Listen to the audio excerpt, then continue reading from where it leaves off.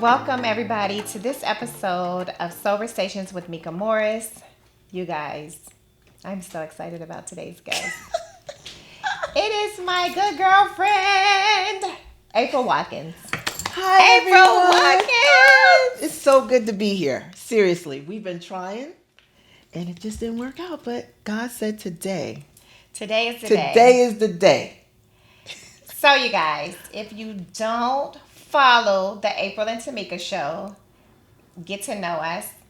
The April and Tomeeka Show on IG, on Facebook, we're everywhere. But this is my co-host on the April and Tomeeka Show. Hi. But this is not the April and Tomeeka Show. This is Soulversations with Mka Morris. And today we are going to have an intimate Soulversation with my girl. We're going to talk all things April today. I love it. Hi, April. Hi. Here's the thing. I always interview. No one asked me ever, one time in 3 years, to be interviewed. So, thank you, Tomeeka. I feel so honored. Yes. I think they think I'm the only one that can ask the questions. Ask me some questions. And here's the funny part, y'all. That's so crazy. This has been in the works for a long time. Since before Soulversations. We've been trying to interview each other, and so here we are. Here we are. Thank you, Lord. Yeah. Okay? Thank you. Ooh, so let's get into it. Okay. Most people know who you are. April and Tomeeka Show. After I Do. She does After I Do with her husband, Royale Watkins. Can you please tell the million viewers who don't know who you are? Can you tell them who you are? Yes, I'll be glad to. So my name is April Watkins. I'm married to Royale Watkins. We have 3 sons. We live in sunny California, but we're both from the East Coast. I reigned from Brooklyn, New York, born and raised, and now I live here with my family. I am if I had to explain myself, I am a Brooklyn girl living in LA trying to find my way. Mm-hmm. And what that means is it's hard to bring a city girl out to the suburbs. And not only the suburbs, California, there's a different lifestyle, different cultures, different mannerisms that I had to acclimate to, and it wasn't easy. But here I am, steadfast, raising these children. Now they're grown, and everybody always asks, what is it like to be an empty nester? Well, I can't answer that because I'm not. I'm not. Right there. She's not an empty nester, but she's not alone. It's so many children still at home with their parents who have already graduated from colleges and already been in the work field because, look, let's face it, It's expensive to go out there on your own right now. So it really is. How does it feel to be an empty nester? Not yet. Not yet. Not yet. I mean, they're grown, so that means there are different rules. There are different nuances. There is. So half empty nest or not, that kind of in between makes it, I'm yearning for it. Because I just had a conversation with 2 of the sons today that was here. And I said, I think I'm going to have to remove myself from California in order to have a little bit of freedom. Not saying I don't love them because it's a different relationship now that they're older, but I still want to be away from them so they can fend for themselves and not just a tap on the shoulder. How do I? What do I? Should I? I don't want that. So for them to have to pick up the phone might be a little different. I think they would figure the things out before they call me. But I'm really looking forward to the moment that is just Royale and myself, to be honest. And what that looks like is the house by ourselves, playing the music that we want, walking around in my poom poom shorts or whatever I want, and not having to be, they're not going to judge me, but just like around the corner, here they come and I got to fix myself. I don't want to. I want to be in my panties and bra. And it has to be different in a house full of men. It is. Yeah. It is, because they're looking at me very protective because I'm the mom. Yeah. But they're also a male and they have to understand their father, and we're still of age where things are happening just like it's happening for them. Yes. There's no different. We love to kiss and hug and have sex. That's what is life about. S-word? Sex. Y'all are not doing the S word. Yeah, we are having plenty of it. Okay? Any chance we get. This brings me to my first question. So, how has motherhood inspired your life, Miss April? Motherhood has inspired my life by showing what to do. Like I don't only put my money. I put my money where my mouth is. That's what I'm trying to say. I'm trying to lead by example. With that said, I want them to know and look at me and see me as an entrepreneur, as a mom, as a wife that has no boundaries.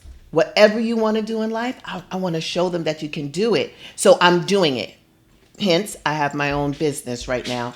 But I've always been innovative. Whatever it is I want to do, I do. Whether it was selling vitamins, I sold at one time. Well, it was real estate for a little bit. No matter what it is, I want them to see mom is always doing something. I took myself back to school, became a phlebotomist, did that for 2 whole years, had a really nice run before Rael got another job, and I had to, put that to a side.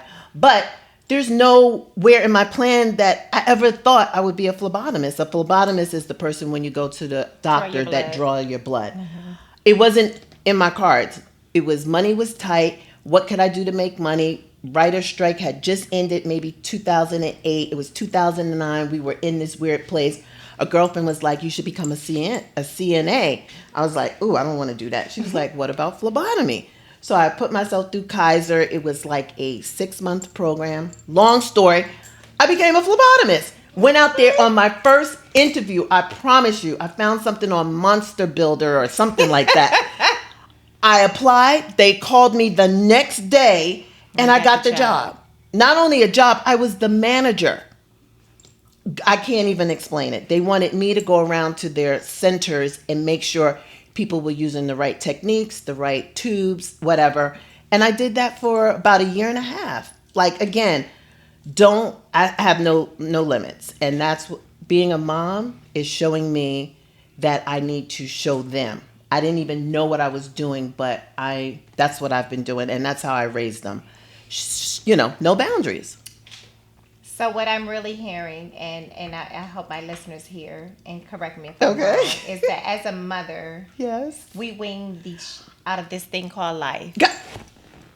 Yes, we do. We make things happen. Yes, you have to. Wow. You have to. I just learned something new about you. I never knew you were a phlebotomist. I don't even know how to spell it, pronounce it, or anything, but she's the girl who took your blood at the thing, and they sometimes get it wrong, so I'm sure you was getting it right because you... I got it right.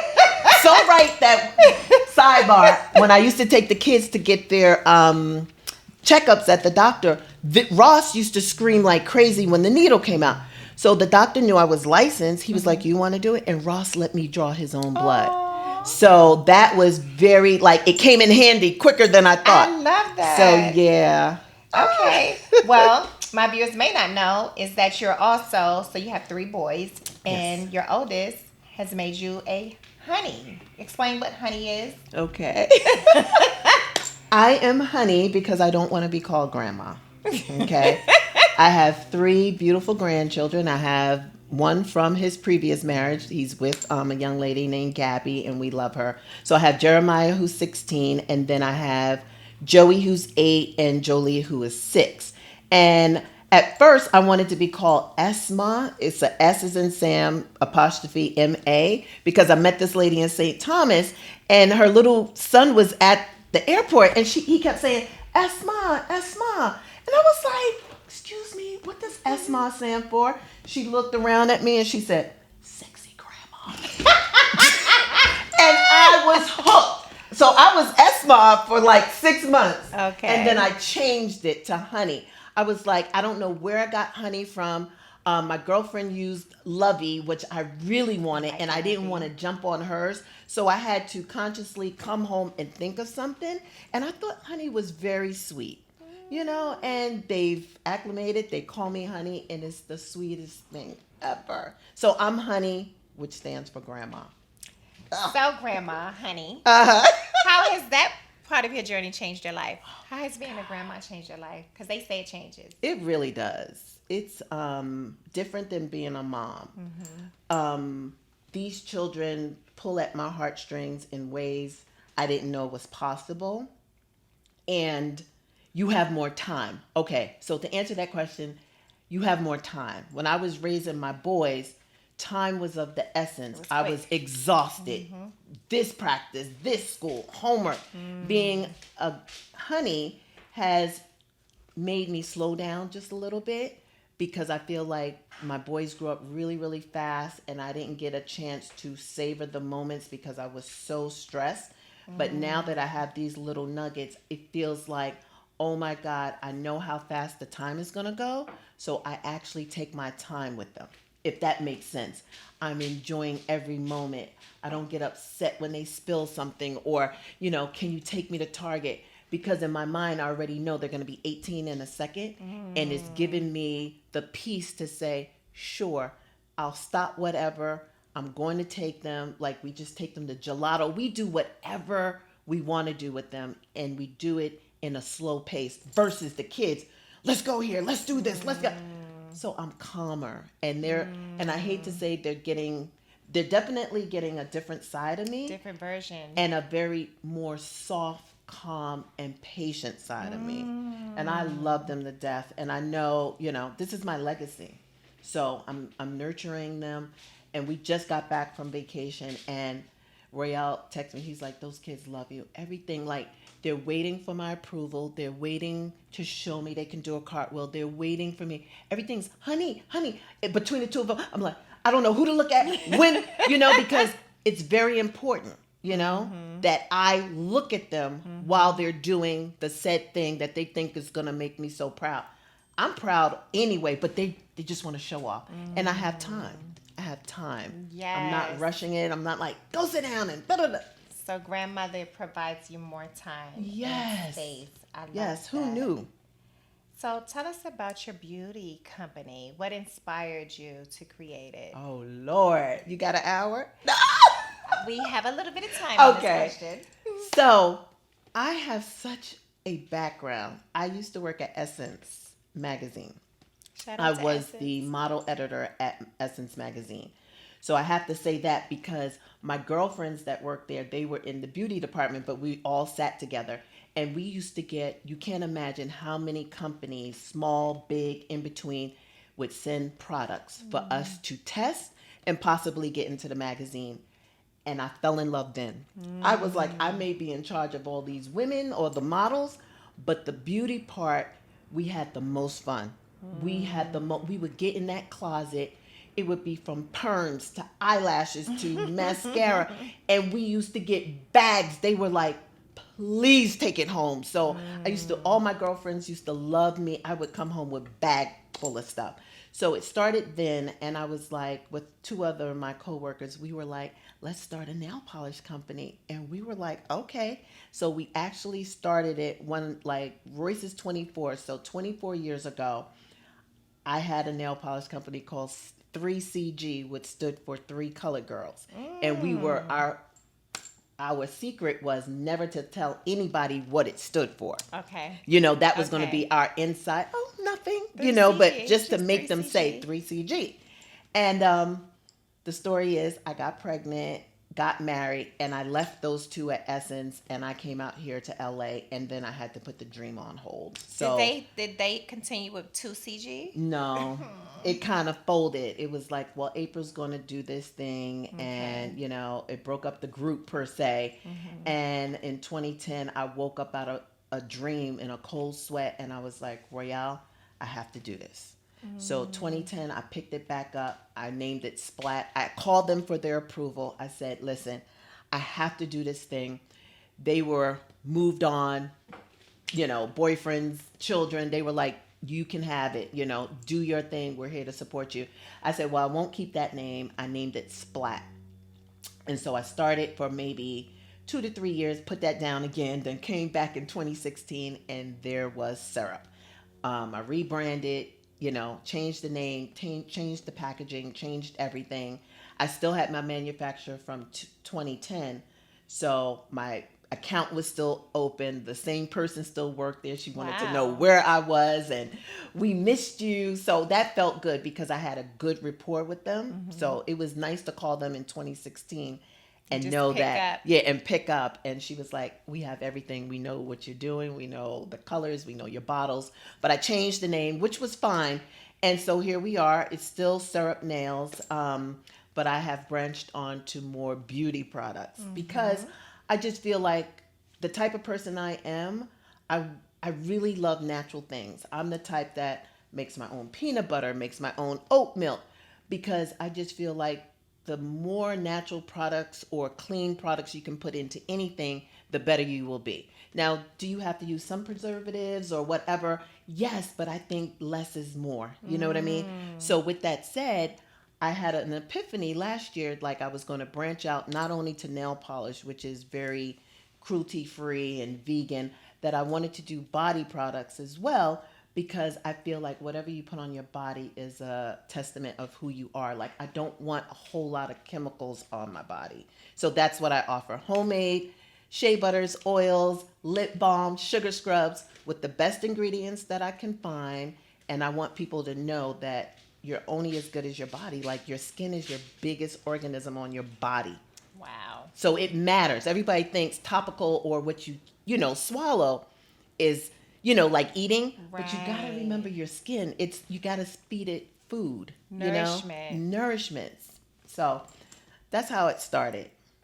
And it's gorgeous. It is a beautiful line. It's so colorful. It's very fragrant. Thank you. And the products are just top notch. I can attest to a few of them myself. Thank you. One of my favorites, the sugar scrub. Like, you put that sugar scrub on, you need nothing else on your body after that. It is so good. So, Thank you. I'm just so in awe of not only you, 'cause I know that you picked it back up around the pandemic. Yes. But honey, you picked it up so big. Now tell us how you moved from your house, like your kitchen table, to your driveway, your garage, to you have a location. I do. You have a storefront. Let me tell you. What was that journey like? I know, right? These are goals, y'all. I know. I couldn't imagine in 2010 me having a storefront, because the dream is too big. You know what I mean? To me, it just seemed like it can't happen. So to Tomeeka's point, 2020, I was like, a bunch of my girlfriends called and said, this is your time. Like, we love your nail polish. We have your polish since 2016 and it still polishes, like it's not separated. So they got the bug going. I was like, okay, I'm home. I don't have anything but time. Let me do this. So I got back. Like I said, I called my company. They were like, we're ready for you. So I did that. But it's the pandemic, so I had to carve out a little space in the garage for my products, my tables, my packaging, and everything. And it was fine until it wasn't fine. 2021, I'm starting to grow, more orders coming in, and now I'm cramped. And I'm just looking at Royale like, I have to get out this garage. I don't know what it looks like, but I need a space. I just wanted a little office, something. And I'll just tell you, God is good. We were riding around on normal tasks, not looking for an office, but I would write down numbers. I would be like, oh, that's an empty space. Let me write down. And everything was really, really super high. And I got really discouraged. I was like, I think I'm going to be stuck in this garage for another year or two because the rents are too high. And then out of the blue, my girlfriend called and she was like talking about something. And she just happened to mention a store in a city. She was like, I really want this store, but I didn't have the credit for it. And I was like, where is it? And she told me, and I was like, what's the rent? And she told me, I was like, what? I said, please give me the info. She was like, sure, go for it. So I did. I called. It took a couple of weeks to get through to them. And I finally did. And I met him at the location to see the place. And baby, that was it. But here's the thing. It was a diamond in the rough. Yes, it was. Because it was horrific. It was a company that had been there for 15 years, I think. So the carpet was old. It was just, you couldn't see the beauty in it. But I still took a chance. I said, I'll take it. Royale came to see it. He didn't see the beauty. He was like, if that's what you want, a man, he doesn't see the vision. And I got it, and the price point works.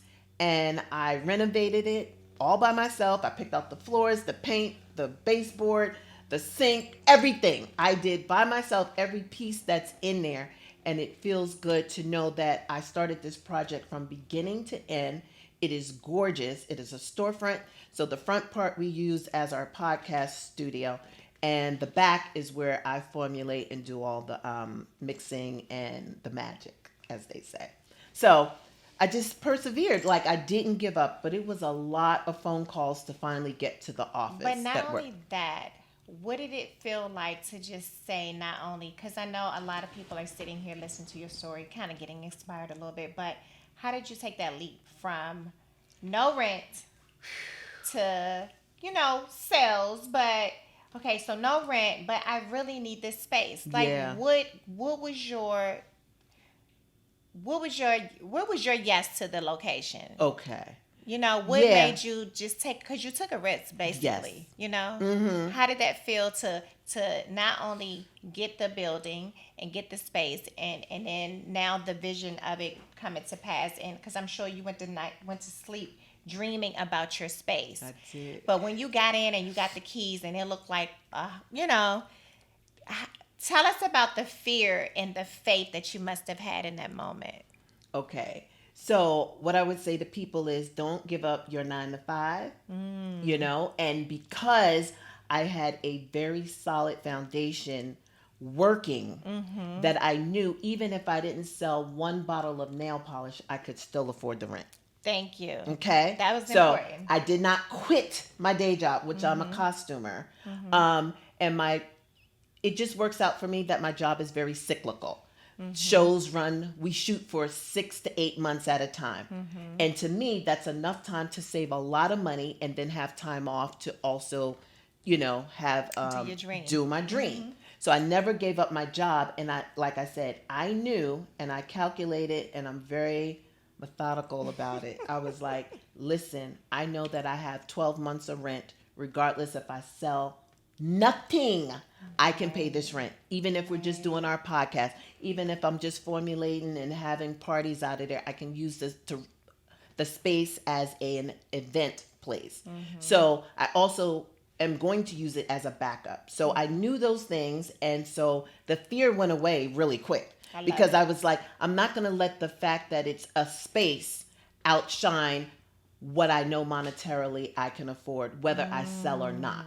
So I didn't have that fear, thank God, So it was easier for me to get the space and do whatever came naturally versus getting the space and like, oh my God, I got to sell. Oh my God. It just allows me to take my time, build my content, get my following, get the word out, because there's some months that pay the rent and there's some months that don't. And that's okay. And you're in it for the long run. Correct. That's important. Yes. I think that people need to understand that not only are you in it for the long run, but that you went in knowing that these are all of my.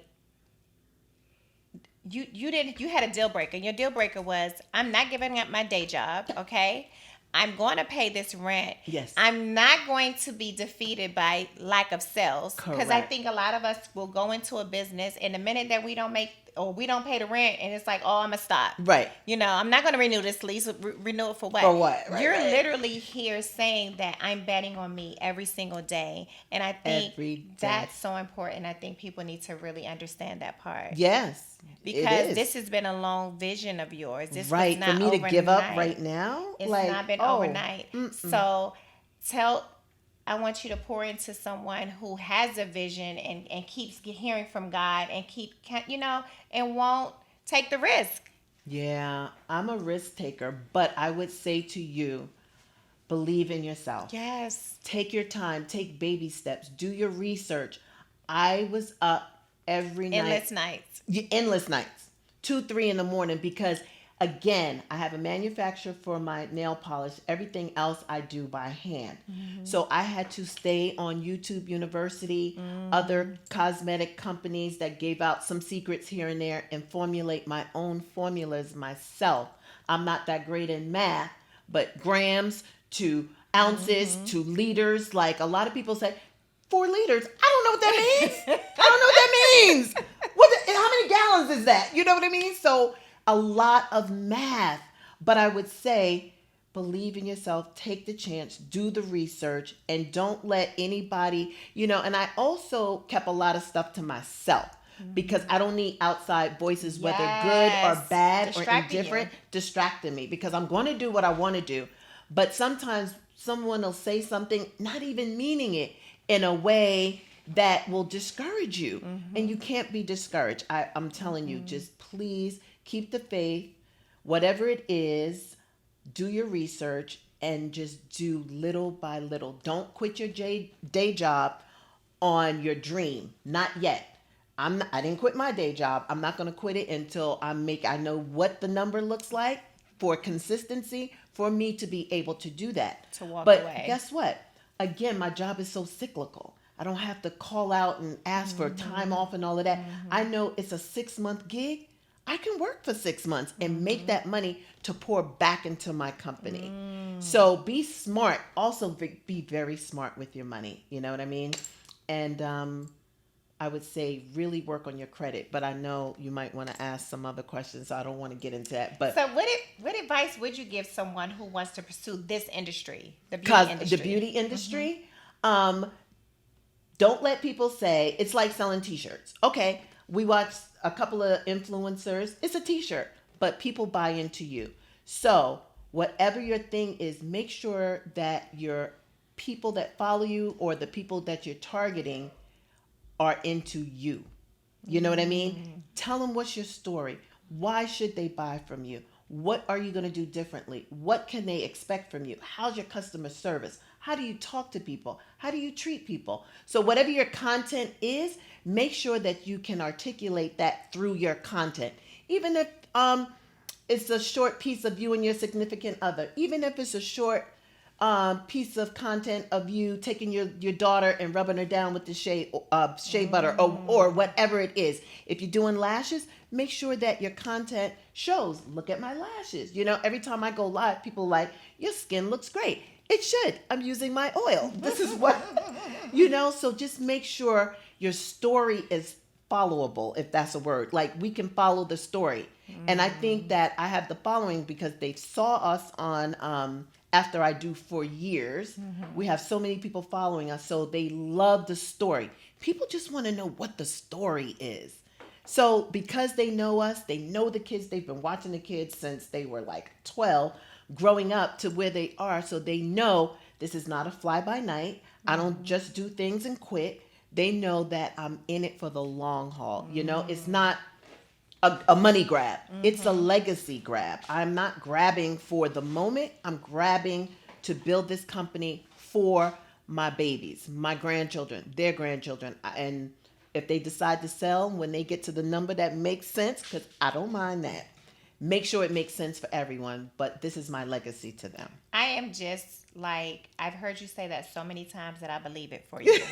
No, like literally, like I see this being Honey Body Collection being worldwide, global, everywhere, because you say it so often and there is power in what you say. Yes. So April, don't stop saying that. Okay. Like, stay right there. Keep believing that. Like, I believe it because you keep saying it. Thank you. And I know that the power, life and death is in the power of the tongue, and you, Yeah. So you believe it, you're believe walking it out, I know it. Yes. and you're not doing this fly by night little hustle. Nope. Like, you're not trying to hustle anybody.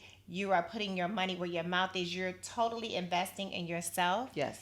Girl, what have been some of the challenges that you've had to overcome as a Black woman and a minority in this industry?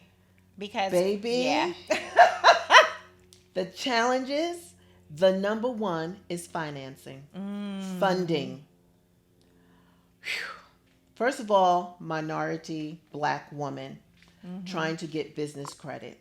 So it took me I took 2020 to build my credit.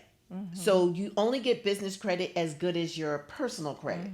So I had to write letters, because I wasn't buying anything. I'm in the house. I had my car. So I really wasn't into my credit. It's not bad. Could it have been better? Yes. And when I pulled the credit report, I realized, oh my God, this is old. Oh my God, that shouldn't be there. Oh my God, that's incorrect. So I would say my biggest challenge was funding. And you have to have patience, because once you draw your credit report, if it's inconsistencies, you have to take time to physically mail your inquiries to these credit card companies and wait weeks at a time for them to before they respond. And I had the patience of Job. I don't have patience. I don't. And that was the thing that almost broke me. Not finding the store, not any of that.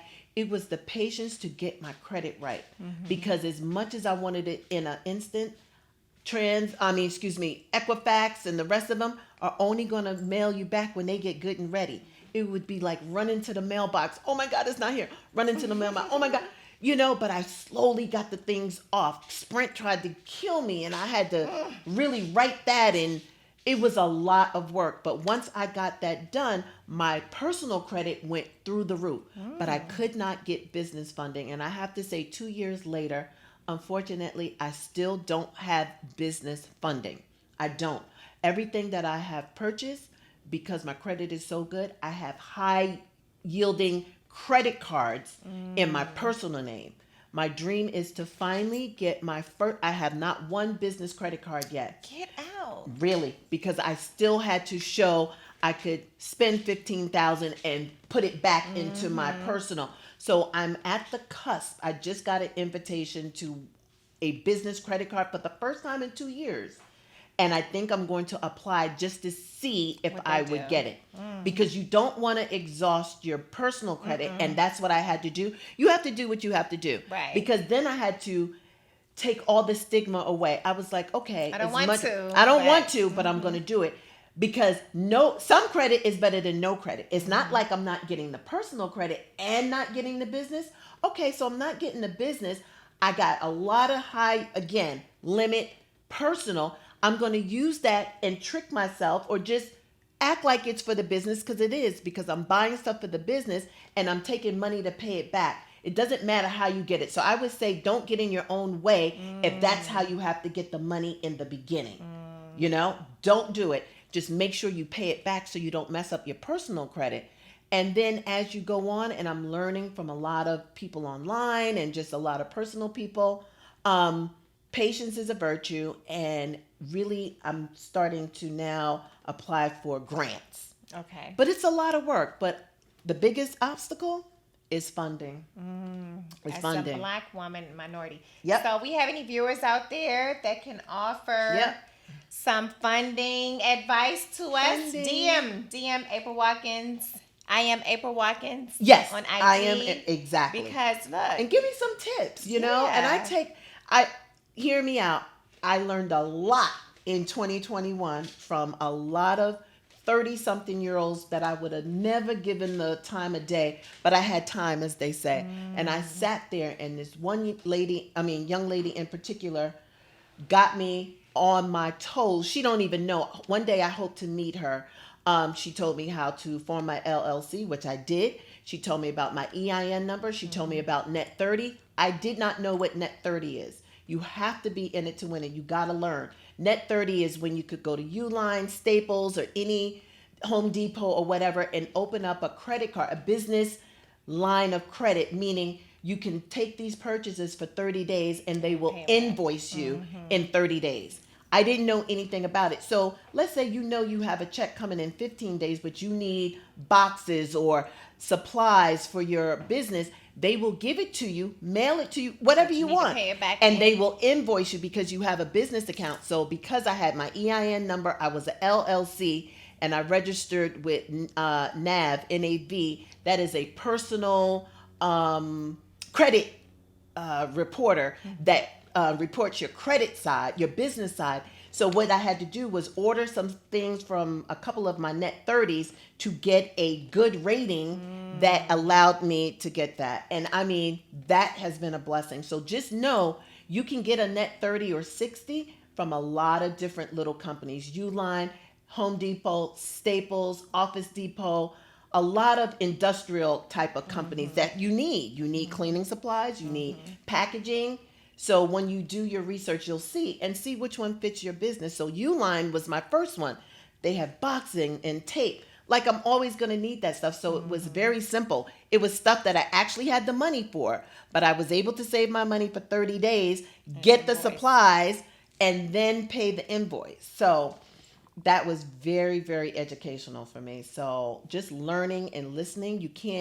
Don't spend a whole lot of money on people's plans or whatever they're teaching. Try and find what's free until you do have enough money, because I don't mind investing into someone who taught me for free, But make sure you have enough money. Don't go and blow your whole wad on someone's program for $1,000 when you can use that $1,000 for supplies. Hello. So, Hello. just be smart about it. How do you balance your running your business, being a content creator, Oof. and your career and your career as a costumer? How do you balance it all? You're wearing multiple hats, and your wife, and a mother, and a honey. Yeah. How do you balance it all, April? I think time was on my side this time around. This is the third time cracking at this, and I think it's in God's time. Because I tried it in 2010, 2016, and then I came back strong in 2020, 2021. And because I had time, I feel like I was able to cultivate and just be a little bit more patient. I forgot what the question was. What was the question? How do you balance it all? Oh, how do I balance it all? Oh, that's what the time was saying. Because I was home, it was easier. It wasn't like I was rushing to work. Correct. So that's why I was saying it's in God's time. Whew, almost lost it. Came back. It was in God's time. I was home. So right now, I really couldn't answer that question because I haven't had a full year of work. I just got back to work in 2022. Now we're in a writer's strike, so I have nothing but time. So while Royale is working at his office, I run to my office. When I come home, I cook.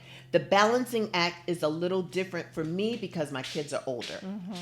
2010, one of the reasons I stopped was the lack of money, and they were still in middle school and high school. So I didn't have the time. Exactly. And that's why I said, it's not over for me. I'm taking a break. Okay. Then 2016, again, now they're a little older. Money's a little bit more plentiful. I started again, but here's the deal. Instagram wasn't popping the way it's popping now. Facebook wasn't popping the way it's popping now with ads and being an influencer. I didn't have those tools. That's another form of marketing that I never had, and I'm a one-person show. So it's hard being the one that has all the ideas, all the creativity to get all the tasks done. Like I needed help. So 2016, I put it down again. Now the kids are older. I have time. I work when I want to work, and it's just working out for me. So I'd say if you start something and you really can't see it all the way through, don't get discouraged. Maybe you just lay it down. Just give it a nap for a little bit. Give it a nap. Just know you'll come back to it. Believe me, you'll come back to it because that passion in you is never going to let it die. It's just maybe not the time.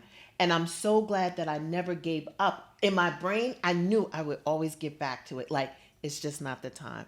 And now that I'm here, I know this is the time, and there's nothing in my way at this moment. I love that. I love that. Yeah. That everybody. Yeah. Timing is everything. Everything. That doesn't mean that God is saying no to your dream. He may be saying not now, okay? But while you're waiting, you could be researching, you could be planning, you could be plotting, and know that the time is actually going to come. It's absolutely going to come. Just never give up. Let's get back to your day job. So you are a costumer in the industry. You worked on several TV shows, a few movies, right?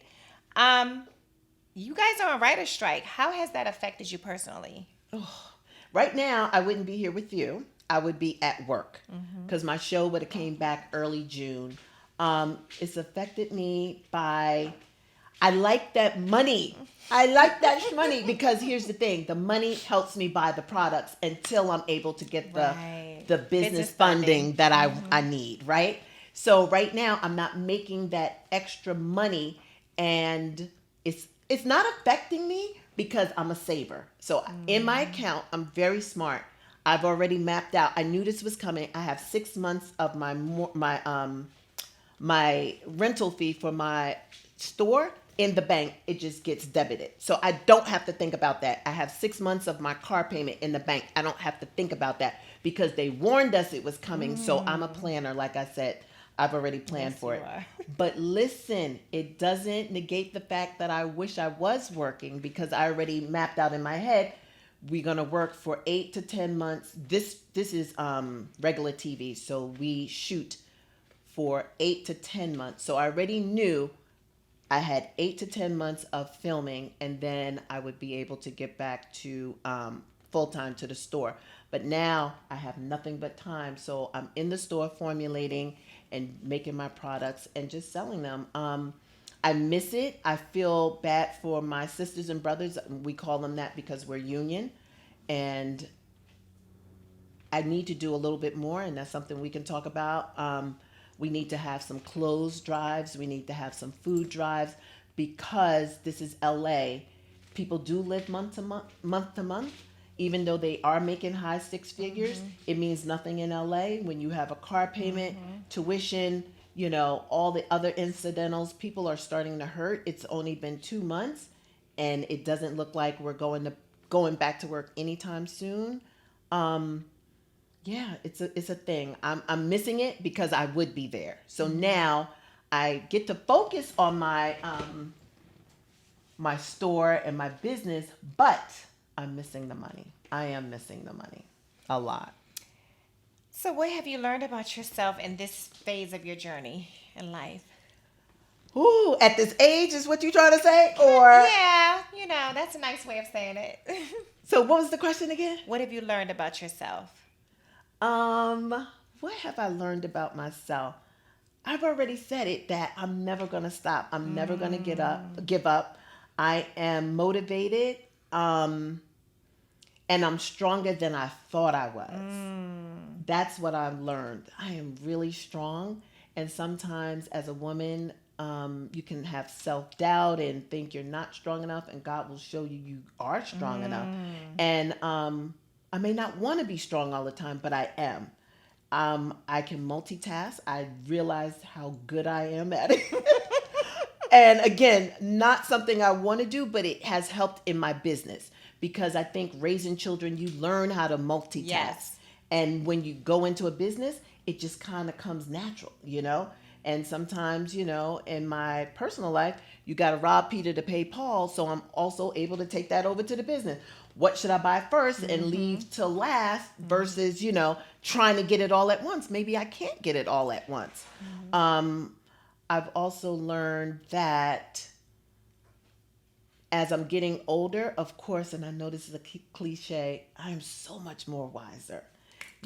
Because some people It's get not a older, cliche. It is not they a don't get cliche. wise, they get dumber. It's like, what? You still doing that? I can take the lessons that I've learned and apply them and do better. Because some of my failures in my younger ages won't ever happen again. And I've learned and I've able to course correct and fix it or tweak it to make it look a little bit different. So, yeah. I learned a lot. What do you do on a regular basis to show yourself self-love and self-care? Okay, I'm going to be honest. This is where I fall short Okay. as a woman, as a wife, as a, just as a human. I don't take enough time for me. Royale has to beg me You better to preach, go. girl. Yeah, he has to beg me to go get a massage. He literally put me in a car, took me to get the massage. For some reason, I haven't been able to figure that part out. I'll do anything for everybody else. I'll take the kids to the chiropractor, to the dentist, to the whatever, Royale, whatever. But I don't schedule me time. I just don't. I don't get my nails done because I'm into polish. I'm always polishing my nails myself. So I don't need a pedicure, manicure. But what I do need is to go to chiropractor and get adjusted. And I need to get massages. Those are my two luxuries. But I don't do it. I don't follow through. Every week I say the same thing. I'm going for a massage this week. And I never get there. So I would advise you, please take time. And I'm talking to myself. Yes. I need to schedule it and do it. And I really feel like I'm going to miss something if I'm away for an hour or two. That's ridiculous. For an hour. I know. It's like taking a nap. Sometimes it's hard for me to lay down because I can't turn my brain off. I'm like, no, I shouldn't be taking a nap. I should be on this website looking for this, and where do I get these jars, and how much is that one? Like, my brain is moving so fast. So I do need to relax. So I am going to really practice what I preach and give myself grace and say, April, it is you can take an hour or two to go get a massage. And really, I only get there if you're going with me or Royale will go with me. If someone goes with me, then I'm like inclined. Okay, I'm gonna get in the car. I'm actually gonna Because get again, there. that's still about somebody else. Yes. That's not failing me or Royale. That's okay. And sometimes I think because my journey of entrepreneurship is so lonely, meaning it's just me, for the massages and the little extracurricular things, I just want to be with somebody because I'm an only child. I'm doing this entrepreneurship by myself, yourself. which feels like an only child. So Okay. sometimes recreational, I just need somebody else with me. There's something there about being that only child, just always being alone. And again, this is your dream. You're going to be alone a lot, and you're going to have to be Right. comfortable And in you're that okay with skin. that part. It's just Yeah. okay. Got Yeah, I that. just need some companionship, friend. You know what I mean? It Okay, helps. maybe April can work on just meditating, Yes. sitting quiet. Just Maybe sitting that quiet. that's a form of self care. But That's true. we all could do better in that department. Right. What would you tell 6-year-old April? Oh my God, 6-year-old April. What was I doing as 6-year-old? Like first grade. So, What was your insecurities? Like, what would you tell her about how life would unfold? hmm. Well, okay, I could tell you very early when I understood family and household dynamics. I said to myself, I want to be married, I want a husband, and I want kids, and I want everybody to live in the house together. Ah! Yes. Yes, because my dad didn't marry my mom, and I had to go over there to visit, and the back and forth, and can she come, and all of that. So I knew very early, growing up in Brooklyn with a single mom in a brownstone, looking at my girlfriend Terrellyn, hey Terrellyn, across the street where her mother, father, all her brothers and sisters, they had upstairs, downstairs. I was envious. And I was like, I don't care what it takes. I want, not even knowing that I would have kids or not, but I wanted that family dynamic. I wasn't trying to pick out a man, I wasn't trying to pick out kids. What I saw, the level of security and comfort in Terrellyn, I didn't have. I was a latchkey. I was able to go over there and play, and I would just be in her house like, this is Feels heaven. Like like her home. mother was cooking, the father would come in, and they're black like me, and I just thought that was so foreign, but I could see it because they lived right across the street, and I'm like, Terrellyn and I are still friends, and I was just like, you had the best household. So that 6-year-old girl that lived in Brooklyn emulated what I saw with my girlfriend and dreamt about it until I became a grown woman. Seriously. And look at you now. And look at me now. Can't get rid of these kids. I know. Just Now they here had to to stay. manifest it. Ooh, you are a master manifester, Honey, girl. Okay, I really am. You did that. I did. What's you spoke about your legacy a little bit, but what is April's legacy? My legacy is to my grandchildren and all the people that I will never meet. My legacy will be Honey Body Collection. My legacy will be family first. My legacy will be there's nothing more important than love and your family. And that's really it. And never give up. Persevere, persevere, persevere. Manifest, and whatever you want to happen can happen, because I am only here in Southern California because I manifested it. I manifested my husband. I manifested Yes, you every did. job I got, from Essence to Wilhelmina to Honey Body Collection. I saw it. I know I had to believe it because it all came true. It all. One day I will write a book about it. Everything I said to this point, I manifested. And you keep End of saying, story. and you keep speaking it. Absolutely. Yeah. I'm a testament. This has been one of my favorite shows. Yay! All of my shows, actually. Let me Amazing. stop. They're Yes. all like, but this Soulversation is very, very special because it's my co-host. It's April. I just want to say this to you, April. Mm-hmm. April is a woman who, from sunup to sundown, is thinking, but not just thinking. She's moving. She's creating. She's creating. She's creating. She's creating. Whether it's food for her family, whether it's laundry for her family, whether it's content for her social media pages, whether it's Honey Body Collection, whether it's a gift to someone, one of us, anybody. She is forever moving, she's forever thinking, and she's forever growing. And look, we all go through our ups and downs in this life, but this young lady, y'all, watch out for her light because it is shining so bright. I literally see, I mean, you guys, we see influencers all the time. I see who she's about to become, and I'm so glad to be here to witness it front row. Okay? Yes. All of it's going to come true because you say it. You say it. Like Honey Body Collection is going to be global. It's going to be big, y'all. So if I were you, I would go to how can we buy some Honey Body Collection? You can go to honeybodycollection.com Yes. or SRP Nails, which is spelled srpnails.com. They go to the same website. Everything's listed. Everything that's available and not sold out is on there. And just know there's more to come. There's more to come. She's just getting started, y'all. Yeah, She's I just getting really started. am. Like, I feel like I'm still in the research phase and getting everything lined up. And when I really hit the ground, baby. Yeah, I'm just learning a lot right now. But everything that's on there, I have to say, I was live on my other platform today. I am tickled pink when I put on my own products. Like, I cannot believe that it was an idea early 21, and here I am in 23. The products, if you go into my store now, the shelves are packed. Like, I couldn't have, I don't know. It's just amazing. And I had to learn everything from scratch, from every jar I have, every ingredient, from the shea butter to the fragrance to the best of the best, trying out different formulas that didn't work, trashing them, trying it again, to where I am now, where I am stocked. It's fully loaded. Oh my God. And I'm proud to say that I am a consumer of Honey Body Collection. I love your product. Thank you. It is a beautiful, like, it feels so good that you look so good. Like, you look good after using Honey Body. Thank you.